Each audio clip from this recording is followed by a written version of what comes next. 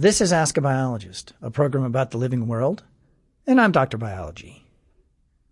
The insect world is filled with many amazing animals. Some are strange looking, at least to some of us, and there are others that are beautiful. Yes, beauty is in the eye of the beholder.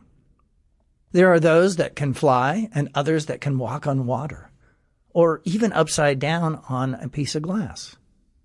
And then there are those insects that can hop and fly, like your common grasshopper, or for some parts of the world, locusts.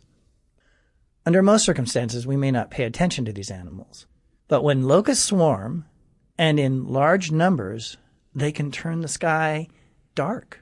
It's almost like twilight. These swarms have a big appetite and can eat just about anything they find. Locust plagues have been causing problems for humans since, well, the pharaohs led ancient Egypt. Today they can be just as destructive to crops, and for that reason, a risk to food supply and safety.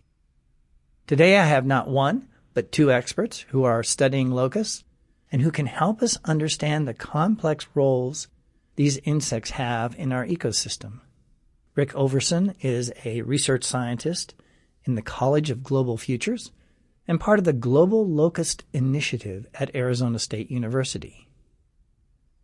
Mira Ries is also part of the Global Locust Initiative and is the project coordinator for this team of researchers. Rick and Mira are also the creators of a new online tool called HopperWiki. You can think of it as kind of a Locust Central. For this episode, I have Rick in the studio, and Mira is joining us remotely from the field. Next up, we explore the world of hoppers, grasshoppers, and locusts. Welcome to Ask a Biologist, Rick. Fantastic to be here, Dr. Biology. And Mira, thank you so much for joining us remotely. Thank you, Dr. Biology. Happy to be here. All right. Before we explore the world of grasshoppers and locusts, maybe we begin with the fundamental question. They may look the same to some of us, but grasshoppers and locusts, I suspect, are a little bit different. Who would like to give us the basics of grasshopper and locust physiology? Yeah, so one of the fascinating things about locusts is it's basically just a very special type of grasshopper. So there's thousands of species of grasshoppers. Depending on who you ask, there's about 19 species of locusts. And you would never know it from looking at them. So they're tough survivors. They persist in really hot, dry areas like the Sahara Desert or the Sahel region, which is hot and dry, a massive area. They sort of live there at low levels.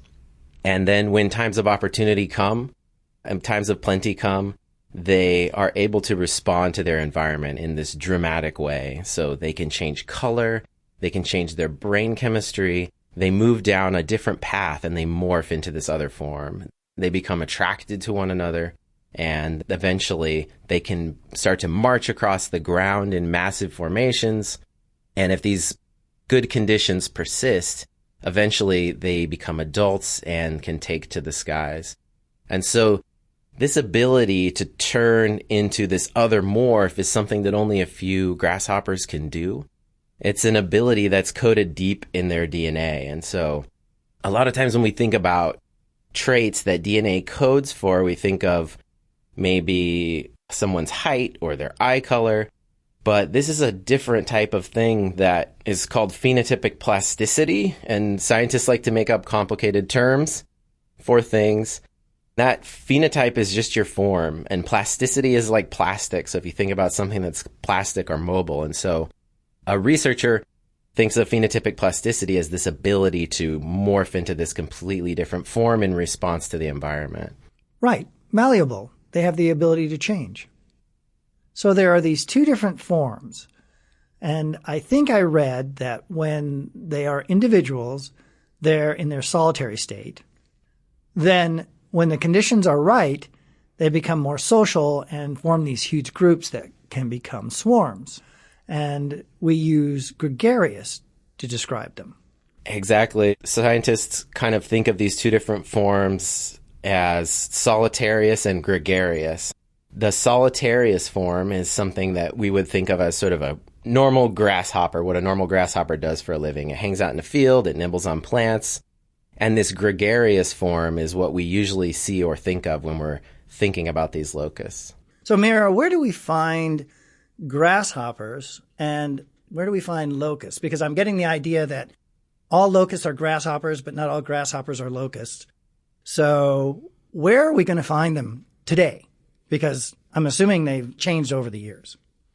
Yeah, that's exactly right. Here in the United States, we used to have a locust called the Rocky Mountain locust, but that is extinct now. We have plenty of grasshoppers here in the U.S. Many of them are pests in the rangeland western United States, but they are not technically locusts, although you may see them sometimes covering highways and even fence posts and causing trouble on grazing lands and crops. But typically when we think about locusts, as Rick said, Africa has many different types of species of locusts. Primarily, we think of the desert locust as being somewhat troublesome. In the Middle East, in India, Pakistan, the Caucasus in Central Asia, China, there can sometimes be a locust in Europe, the Italian locust. At the moment, there's also a locust that causes trouble for agriculture in South America and in Central America. So Rick, Mira mentioned the Rocky Mountain locust. When were they active?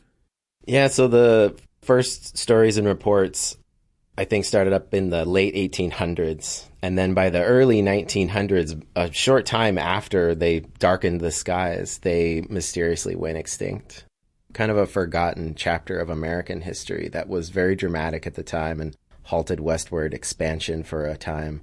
It was written about in Little House on the Prairie by Laura Ingalls Wilder, but now is largely forgotten. All right, so we'll get back to these locusts. We know they're around the world. They're not in North America, so we don't have them there, but we have them in quite a bit of mainly dry areas. Some of them, but they also do well in some hot and humid climates, like in Mexico, the Central American locust. So we primarily think about them as being desert adapted species, but there are differences across, and so we can't say always. I'm going to ask this question. You're going to say, well, if we knew that answer, we wouldn't have to do any more work. But what causes locusts to swarm? Yeah, that is a big question. And I think it's one of the fascinating things about working in this space of trying to understand these dynamics. So for perspective, I think we, as you mentioned, know about these swarms going back to the time of the Old Testament and the Quran. They were written about, but certainly these locusts were doing this for eons before that. They're a natural part of ecosystems.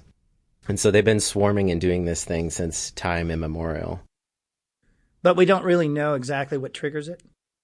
The main thing, if you had to pick one thing to say that triggers it, especially in the case of the two locust species that are most economically important and most damaging, is rainfall. And so they are able to survive at low levels in these dry areas, as we've said, but they also can quickly respond to their environment and capitalize on these dramatic rainfall events that turn desert areas into lush oases overnight. So once a swarm starts, how do we stop it? That is the million or I guess $1 billion question, because often that is what it costs to control these types of outbreaks. So if you think about locusts, they don't know the difference between countries and borders and people and places and languages. So it turns into a pretty big effort to coordinate across different countries, oftentimes, like in the case of the desert locust, where the campaigns end up being a lot of manpower and a lot of organization and really trying to control these locusts with pesticides, unfortunately. So that means spraying them by plane and also with folks going out on the ground and actually looking for them in often really remote and hard to reach places. So you can kind of see the challenge where these very highly mobile creatures are off to the races eating everything in sight, and we're usually a few steps behind them trying to control them. So it's a big effort indeed, and often it triggers a pretty big emergency. All right. So I guess the answer here is catch it early. That is exactly the answer. So we talk about preventative management a lot, and that means working together with forecasters who are paying attention to weather patterns and where rainfall is going to hit and where we think locust outbreaks are going to originate, and then doing everything we can to be prepared and launch these control campaigns early. We talk about these swarms. I talked about the skies going dark, but have you seen the skies go dark? I have never seen the swarms. What I have seen are the marching locusts, which are very impressive. Hundreds of thousands of individuals marching across the landscape. But the scales of these swarms in the desert locust outbreak are very hard to exaggerate. So you can imagine these are large grasshoppers, like the size of a man's index finger. But hundreds of millions of those locusts will look like dust or smoke on the horizon, and they will fly by for maybe 3 hours at those densities. And that's one small sub-swarm in a larger outbreak area. So you can have these areas of hundreds of square kilometers where small swarms the size of Manhattan are flying around in a larger outbreak that can last for years. Wow. Mira, what do locusts like to eat? Or maybe I should say, what don't they like to eat? Well, when they're swarming, they will eat the clothes off clotheslines. So they essentially will eat everything in their path. But if you want to get into more nuanced nutritional ecology, we could have an earful for you. Okay, so do locusts have a favorite food besides clothes on the clothesline? That could arguably be the doughnut diet. And it may be because of their fueling up for their marathons of migration, which is something that we are investigating here in our lab at ASU and around the world. Now, there might be some people listening to this podcast who have visions of locust swarms converging on the local donut shops. But that's not why we call it the doughnut diet. So why do we use that name? Yeah. So I think one of the things that's interesting is that locusts can be thought of as vegetarians. So they largely eat plants. So if we think about like a human who's a vegetarian or a vegan, someone might be concerned that they get enough protein in their diet. And so that's what researchers thought about locusts for a long time. They thought, well, they're eating grass. They must really be hungry for protein. But it turns out that continuing research by our team at ASU and other collaborators and colleagues have shown that in many cases, especially when they're in this adult form where they're needing to travel long distances, they actually prefer to eat a carbohydrate or sugary donut diet, and they perform better when they eat these sort of more sugary foods. So what Mira was saying is it's kind of like the marathon runner. You know, they want to build up on those carbs so they can do those long marches or flights. Right. Got it. So wow, so many of them, and they can eat the clothes off your clothesline, hopefully not the clothes off your back. What have farmers been doing about this on their own? Is there anything they can do on their own? Yeah, so when you see, for instance, when these outbreaks get to extreme levels that we've been talking about, there's not very much that can be done. You see sad images of individuals that are trying to shoo the locusts out of their fields or bang pots and pans. And then, as Mira mentioned, there's a lot of pesticide spraying for control campaigns. But when things get to a level of a huge swarm, it becomes very difficult, even with massive coordinated efforts to sort of punch back this locust swarms. You're almost metaphorically fighting a massive fire. Right. Again, it's really important to stop these things before they even happen. There is an idea where if we're looking at locust management from a preventative standpoint, then we can think about how farmers are managing the land and the soil specifically, because in the soil, we could have a reservoir of nitrogen with different soil management practices that help build that up. And then therefore, those plants might be higher in nitrogen and less appealing to those locusts. So from a long-term sort of sustainability perspective, there are things that farmers can do to help manage local populations where those fields and crops that they're growing may be less appetizing the more we think about working and using locust biology against them, if you will. Mira talks about working with quite a few people. And one of the things about science research is people have this vision of the lone scientist in the lab, and it's no longer the lone scientist. There's quite a few people that typically teams, like your team. But beyond that, you also have to engage other participants if you really want to be successful, in particular with locusts. Let's talk a little bit about the teams that you have to have in order to make this work. Yeah, I think this is one of the things that's really fascinating about the locust problem. At face value, it seems deceptively simple, other than the fact, as Mira mentioned, that these bugs are really good at growing. They come out in huge numbers. They can move across many countries. So there's these problems of scale. But the locust challenge is also even more deceptively complicated than that. In some ways, down at the level of even locust brains and the behavior of an individual insect, that is interacting with something that's almost meteorological or almost like a weather event in scale. And research over the last decade or so by our team and others has shown that, perhaps not surprisingly, there are connections between the way we behave as humans and locust outbreaks. And so, as I said before, these are natural processes, locust outbreaks, but humans, through modifying the climate and through modifying the way we use the land for agriculture and ranching, we are modifying the frequency and the places where these outbreaks happen.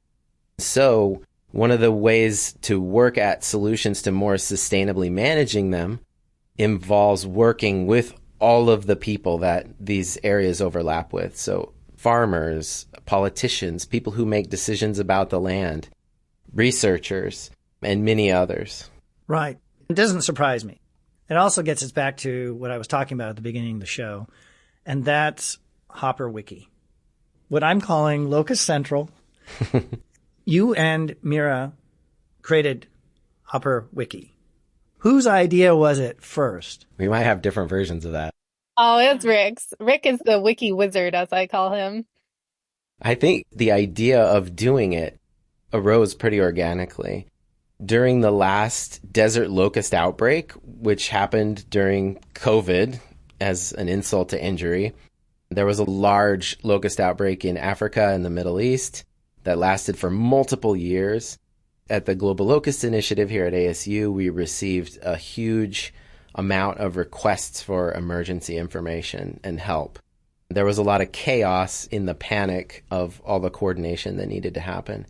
And so we started to put files and resources and fact sheets and pesticide manuals and grasshopper identification guides in Dropbox folders and Google Drives, and eventually realized the need for a place where all of these people that we've been talking about can access a central location of information. Right. So we're talking about hopperwiki.org.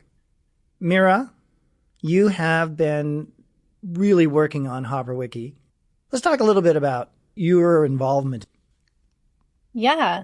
My involvement has been working along with Rick since the idea came to be, and Rick is the mastermind, which I feel like he understands all the things under the hood. So the nuts and bolts of the technology of how we write code and script and how things work together. And I am not that, but I am definitely devoted to creating content, thinking about the design, being able to think about the user experience. And of course, we're both thinking about these things, but this is something that I've really gone in deep. So doing some writing and trying to make the experience great for our users.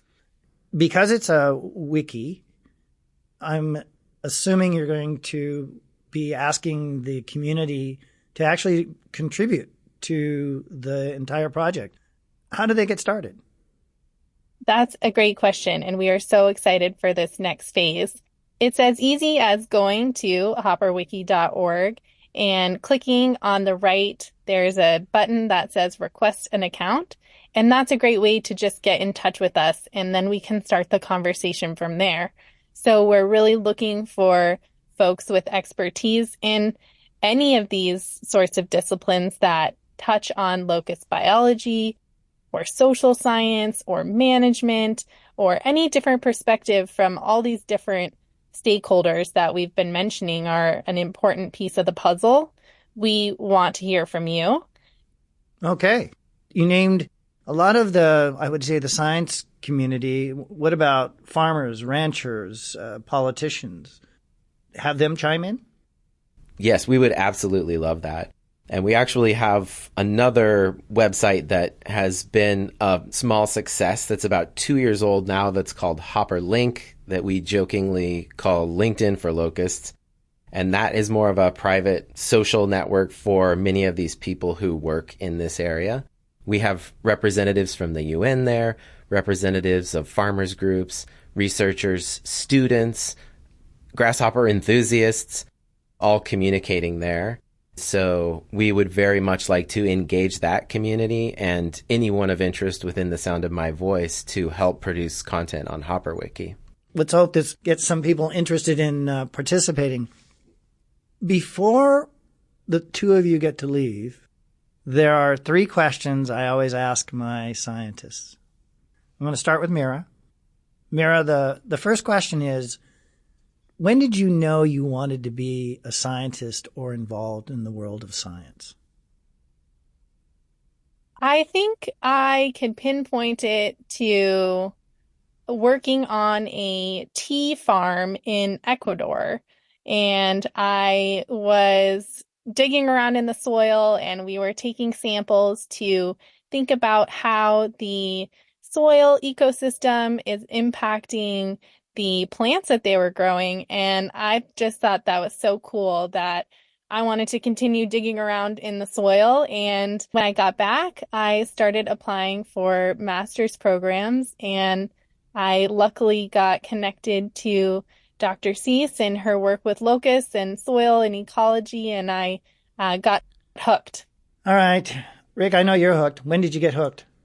When I was 3 years old, I have my first memories of fistfuls of worms and mayonnaise jars filled with beetles to the chagrin of my mom escaping in the house. So I've always been obsessed with insects. And it was later on as an undergraduate, I majored in biology. And my parents didn't go to college, so I wasn't really sure how grad school worked. And luckily I met the right professors in my junior year and realized, oh my gosh, this is a thing you can do for a living. You could study insects for a living. And the rest was history after that. Okay, so now I get to the second question. I'll stay with Rick. And this one is where I'm a little evil. I take it all away. If you've listened to the show, it's a thought question, so no one freaks out. I'm not actually taking your job away or your career. But I'm going to say you can't be a scientist. You're not going to be a teacher because everybody falls back into the world of teaching, which is wonderful. I love it. So what would you be or what would you do if you weren't a scientist? Whoa. Yeah, that's the hardest question I've ever been asked. If I couldn't be a researcher, I love the outdoors, so I would be very interested in working with groups of people to go backpacking or mountain climbing or do things in the outdoors. Right. Run those adventure excursions for people that like to go out in nature. Exactly. Yeah, be good. All right, Mira, you got a little bit of a reprieve. You got to think about this for a little bit. What would you be or do? I don't even think I would have had to think about it, honestly, but I love digging around in the dirt. So I think being able to be a full-time gardener and hobby farmer would be my calling. I'd probably adopt a herd of sheep and a few horses and chickens and goats and just have a full-on menagerie. So that would be my dream. I know that farming is the hardest job in the world, and a shout out to everyone who is doing that full time. And I would love to learn more about that and grow food and just be connected to the animals and the land. Right. I like that. And you're in good company. There, a lot of my guests have said that they'd like to be a gardener or a farmer. So, Mira, the last question. You ready? Ready. I want to know what advice you'd have for someone who wants to be you. And to be clear, you're a project coordinator. Let's talk a little bit about the job of a project coordinator and how someone could become you. A project coordinator gets to do a lot of different things because what are we doing? We're coordinating projects. So that means that I'm not always in the lab or doing science directly, although sometimes I get roped into field seasons and get to collect data and catch locusts and all that good stuff. But ultimately, I like to help put the spotlight on our research that the team is doing. So that means helping with projects like HopperWiki to get educational resources out to the public, to work on our website, to write content, to work with students. I just get to have my hands on a lot of different things. So I really enjoy that part of the job. So I would say you're a wrangler, right? In Yes. your theme of farming and ranching type of thing, you're the wrangler. How does someone become a wrangler? I think follow your curiosities. If this is something that speaks to you, then that's what I did. And I really am a proponent of that sort of philosophy of follow the breadcrumbs, and eventually you'll be led to something that is a good fit for you and has a lot of potential to satisfy your different curiosities. If you're like me, I've never been able to settle for one thing. So doing something that has different outlets and ways to work with different people, then just keep on one step in front of you. All right, Rick, you got your reprieve this time. What advice do you have for future scientists? Yeah, so I would share some similar sentiments to Mira. This is possibly a non-answer, but I had no idea that I would have this job today when I started even college or even started grad school. And so everything that I'm involved in today came through hundreds of interactions of like taking risks and getting involved in projects and meeting people and constantly kind of figuring out, as Mira is saying, like what things do I find rewarding. I always knew that I loved insects and I wanted to work with insects, but it's not easy to just finish college with an entomology degree with insects and then just start with a company immediately. And so all of this is kind of following your passions, getting involved, volunteering when that's feasible, and networking and figuring that out. Yeah, in particular, the volunteering, the networking probably leads to more success in getting the career you want than just about anything else, right? Mm-hmm, definitely. On that note, for the two of you, thank you so much for being on Ask a Biologist. Rick, thanks for being here. Absolutely fantastic. Thank you. And Mira, thanks for beaming in. Thanks so much for having me. You have been listening to Ask a Biologist, and my guests have been Rick Overson, a research scientist in the College of Global Futures and part of the Global Locust Initiative at Arizona State University. Also joining us remotely, we had Mira Ries, who is the project coordinator for the Global Locust Initiative. And the two of them have been creating what I call Locust Central, or what they call HopperWiki. And for those listening in, we will include a link to HopperWiki so you can pop over there and check it out for yourself. The Ask a Biologist podcast is produced on the campus of Arizona State University and is recorded in the Grassroots studio, housed in the School of Life Sciences, which is an academic unit of the College of Liberal Arts and Sciences. And remember, even though our program is not broadcast live, you can still send us your questions about biology using our companion website. The address is askabiologist.asu.edu. Or you can just use your favorite search tool and enter the words Ask a Biologist. As always, I'm Dr. Biology, and I hope you're staying safe and healthy.